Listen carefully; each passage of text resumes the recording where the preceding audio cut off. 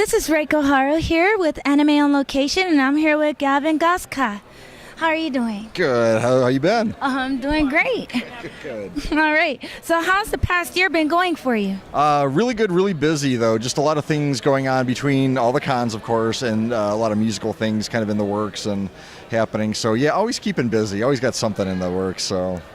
That's good. So tell us about Beyond Midnight Syndicate performing again at Cedar Point later this year. Yeah, we got signed on again for another year of their Halloweekend show, which is awesome. We're thrilled to be back, and it's going to be an entirely new show this year. New music, new story, new everything. So, if you like the last show, definitely come out and check this one out. It's going to be taking things up a notch. I'm not going to give any spoilers. We don't do that, so it's all good.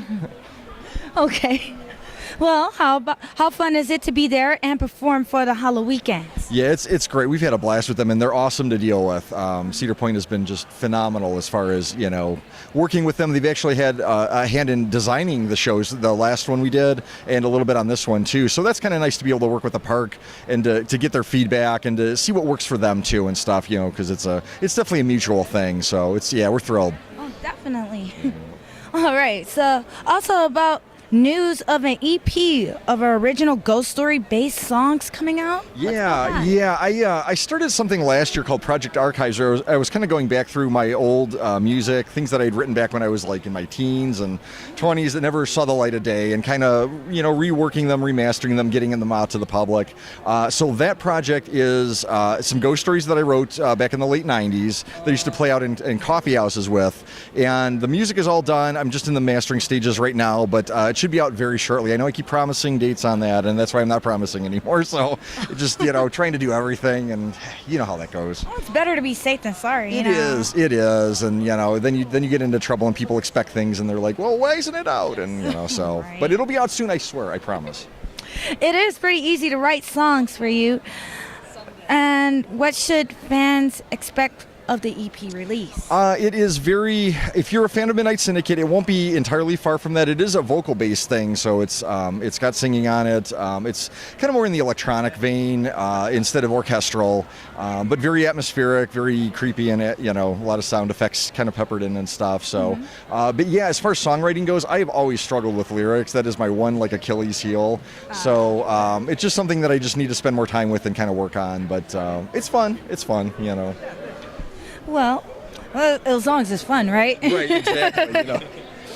And also remastering subtle inversions, Kaleidoscope album. Tell us about that. Yeah, that was a Vocaloid project I did featuring Megadina Luca back in 2010. Boy, that sounds like it was a long time ago now. Yeah, that's kind of scary.